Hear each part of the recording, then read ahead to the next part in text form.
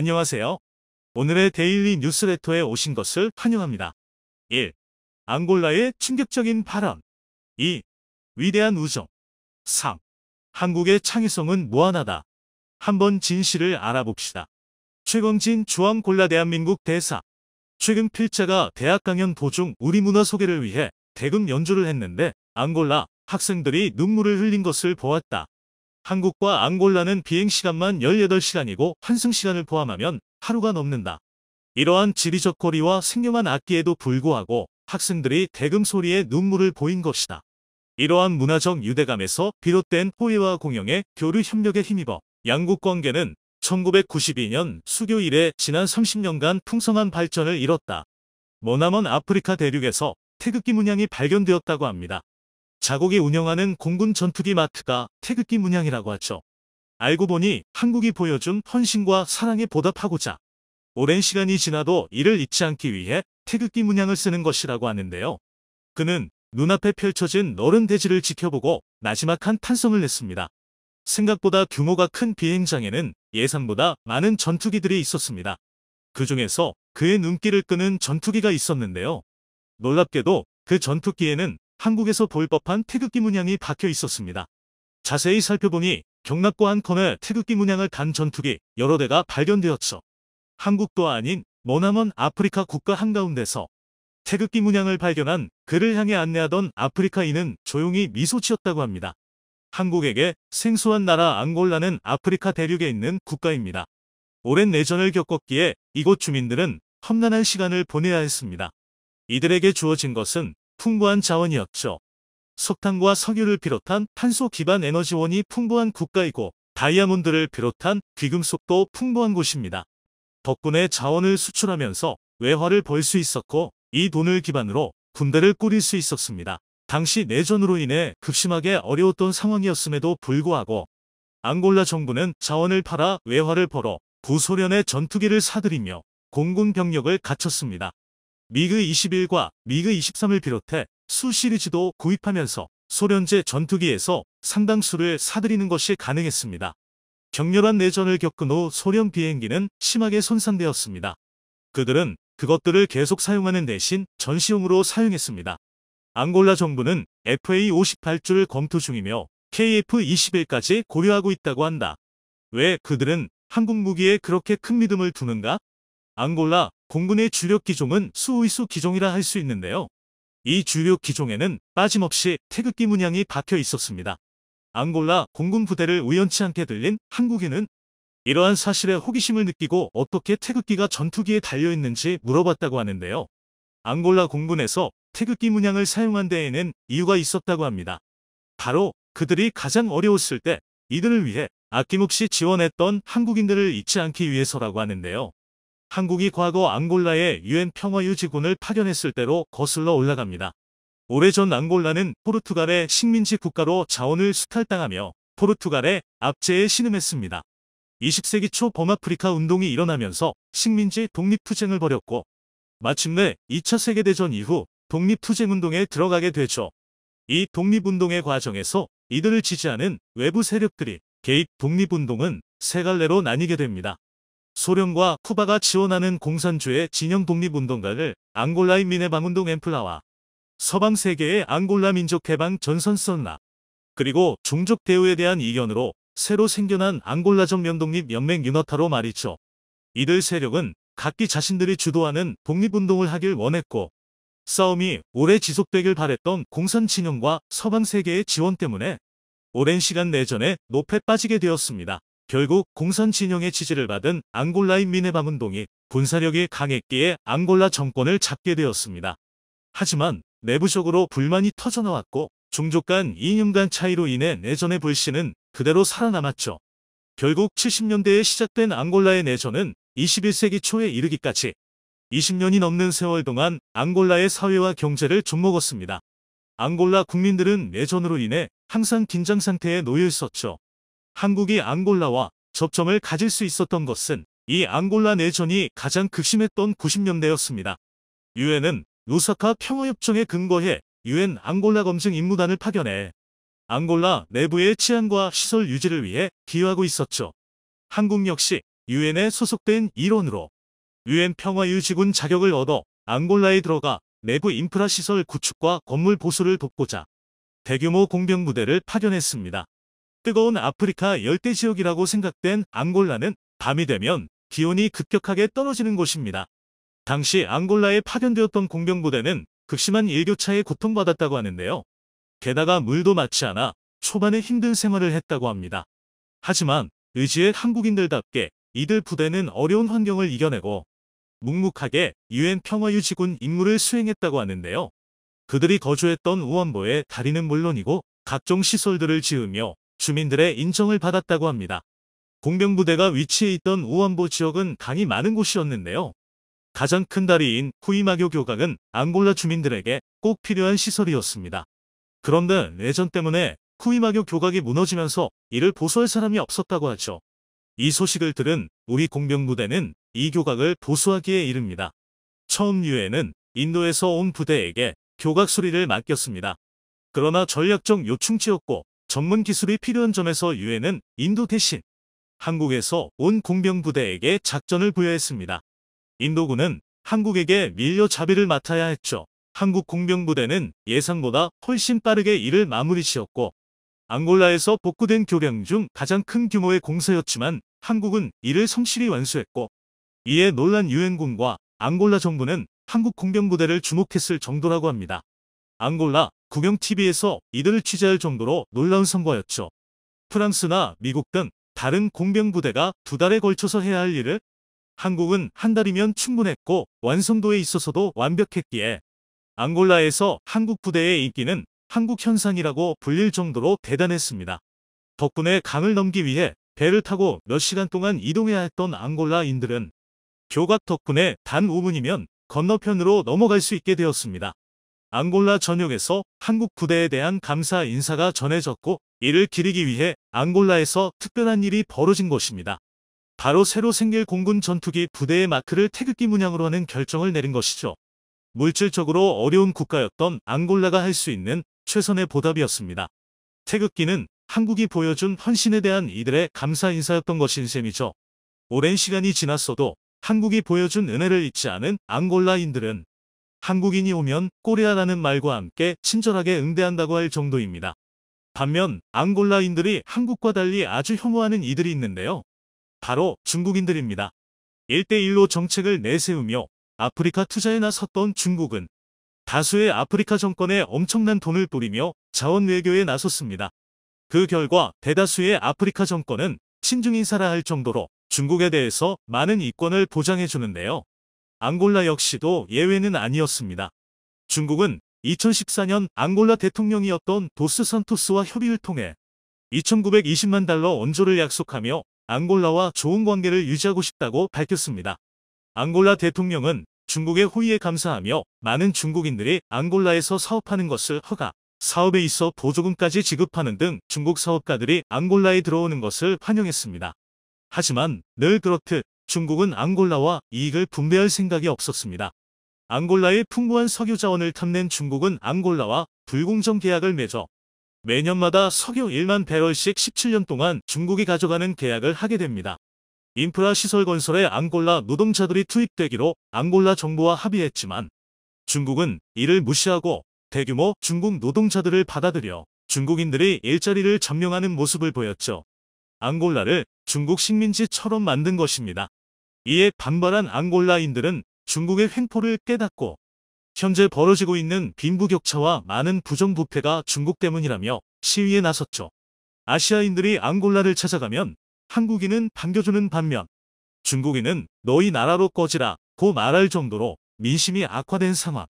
수천억 원을 쏟아붓고도 최악의 국가라는 오명만 얻은 중국. KF-21과 관련된 논란들도 새로운 국면을 맞고 있습니다. 1차 비행에선 사고에 대비해 랜딩 기어를 내린 상태로 비행했지만 2차 비행에선 엔진의 안전성까지 최종 확인된 만큼 전투기 개발의 8부 능선을 넘었다는 평가도 나오고 있는데요. 이는 그동안 불거졌던 다양한 결함 우려를 불식시키기에 충분했으며 마지막 단계인 초음속 계획까지 모든 게 순조롭게 진행되고 있음을 의미했습니다. 그런데 비행 중 랜딩 기어가 접히는 장면에서 무언가 이상한 점이 발견되며 전 세계 전투기 전문가들을 의아하게 만들었습니다. 기존과 다른 랜딩기어 설계뿐만 아니라 접히는 각도와 바퀴를 지탱하는 부품도 원래 설계보다 보강됐음을 알 수 있는데요. 게다가 지난 시험 비행 때와 달리 5,000피트 낮은 1만 피트로 비행한 부분도 이상하긴 마찬가지였습니다. 전문가들에 따르면 애초에 초음속 전투기로 설계된 KF-21의 특성상 지면에서 이륙하는 순간 랜딩 기어를 접는 것이 보통이며 더욱이 불필요하게 낮은 고도를 유지할 필요가 없었다는 점에서 KF-21의 설계안이 다시 한번 변경된 게 아니냐는 의문마저 던지고 있습니다. KF-21의 우아한 자태에 빠져 우리가 놓친 부분이 무엇이고 어떤 점이 그들을 놀라게 했는지 알아보도록 하겠습니다.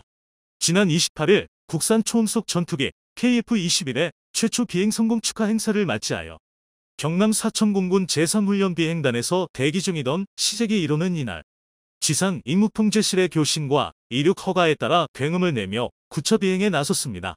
이윽고 KF-21에 이어 안전추적기 임무를 띈 국산 경공격기 FA-50이 뒤따라 이륙했고 두 전투기는 속도를 내면서 순식간에 시야에서 사라졌습니다. 이날 20분간 비행을 마친 KF-21에서 특히 주목할 점이 있다면 2달 전 초도행에서 접지 않았던 랜딩 기어가 기체 안으로 들어가는 모습이 포착됐다는 점인데요. 앞서 7월 19일 실시된 최초 비행 이후 랜딩 기어를 접은 모습이 공개된 것은 이번이 처음 있는 일이었습니다. 그런데 평범해 보이는 이 장면에 대해 해외 전문가들은 매우 경악한 듯한 반응을 보였습니다. 기체에 비해 다소 비대해진 랜딩 기어의 구조도 수상했지만 바퀴가 모두 접힌 후 내부에 복잡한 서스펜션 구조가 추가된 것으로 볼 때 이는 특별한 의도를 가지고 설계된 것으로 의심해 볼 만했습니다. 국내 언론에 따르면 군 당국은 최근 경항공모함에 탑재될 전투기로 KF-21을 검토하고 있다고 밝힌 바 있습니다. 이에 일각에선 수직 이착륙 기능이 없는 KF-21은 활주로가 짧은 경항모에 부적합하며 중형항모를 도입하는 방향으로 사업이 변경되는 것이 아니냐는 분석을 내놨는데요. 현재 우리 해군이 계획하고 있는 항모의 길이는 265m로 미 해군의 핵심 항공모함인 니미츠급의 길이가 300m인 것에 비해 다소 규모가 작은 것으로 알려졌습니다. 활주로가 짧은 경항모의 한계를 극복하기 위해 해군은 200m 이내의 활주로에서 이륙이 가능하고 착륙은 수직으로 가능한 수직 이착륙기가 필요하다고 주장해왔지만 KF-21은 수직 이착륙 기능이 없는 상황이었기에 국방부는 이를 고려해 항모의 구조 변경까지 함께 검토돼야 한다고 설명한 것입니다. 다만 함재기로서의 KF-21을 활용하기 위해 항모의 구조를 변경하는 것이 맞는지 아니면 KF-21에 수직 이착륙 기능을 추가하는 것이 맞는지에 대해선 여전히 의견이 분분한 상황인데요. 바로 이 같은 논쟁이 KF-21에 변화된 랜딩 기어에 시선이 쏠린 이유입니다. 일반적으로 함재기는 지상에 13밖에 안 되는 어레스팅 와이어가 설치된 항공모함에 전투기를 정확히 내리 찍어야 하므로 착함할 때 받는 충격은 보통의 군용기에 비할 바가 아닙니다. 지상의 활주로에 착륙하는 군용기 중 착륙에 1km 정도를 소모하는 군용기도 많지만 대형 항공모함도 비행갑판 전체 길이가 대략 300m 정도밖에 안 되기 때문에 제동에 애들 먹는 것은 일반적입니다. 이는 함재기로 개발된 F-14 톰캣의 착함 테스트 영상에 잘 나타나 있습니다. 착함 시에 실속 속도보다 아슬아슬하게 높은 수준의 속도로 갑판에 착함하기 때문에 정기 점검 및 신규 개발 시 수미터 높이에서 프로토타입으로 만들어진 항공기 동체를 직접 떨어뜨려 시험하는데요.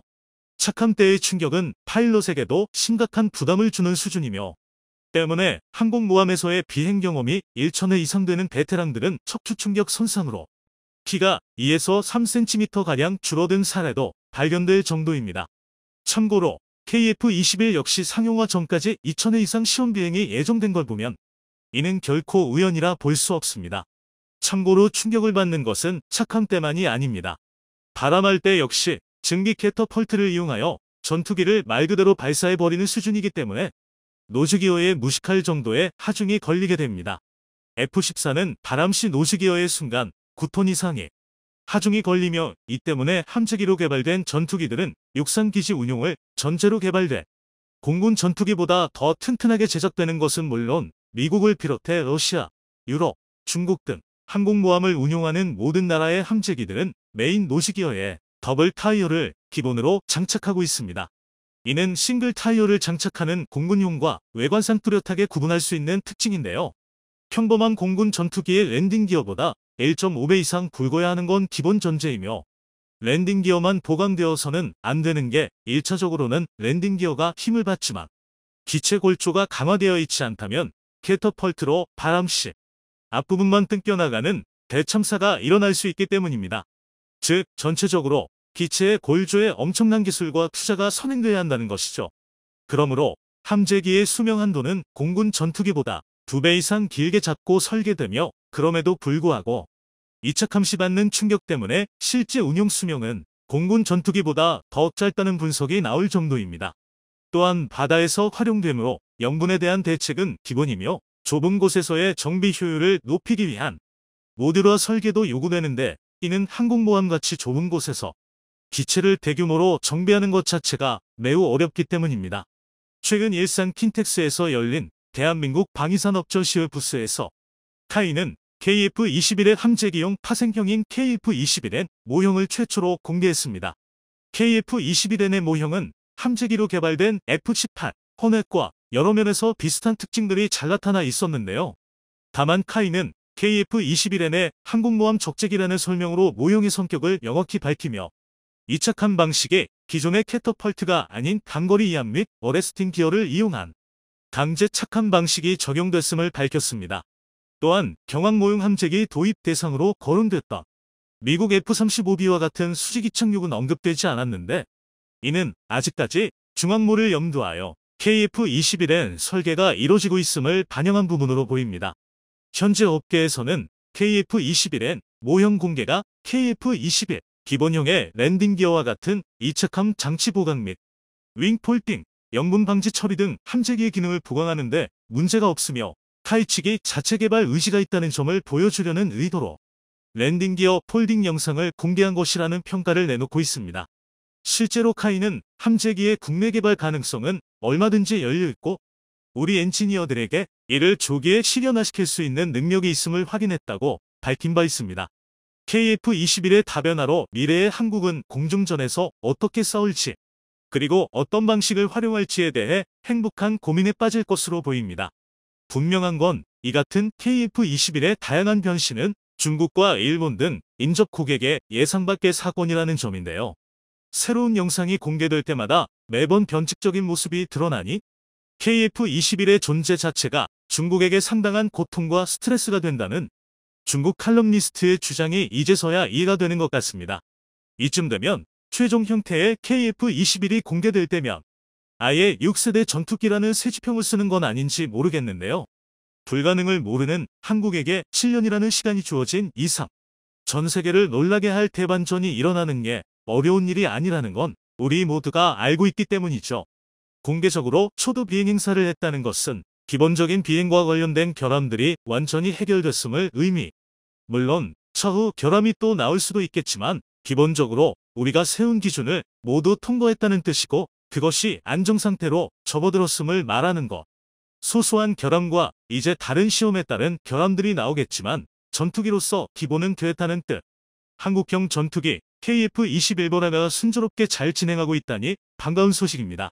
영상이 도움이 되셨다면 구독과 좋아요 부탁드리며 오늘도 감사합니다. 최고로 멋진 하루 보내시길 바랄게요.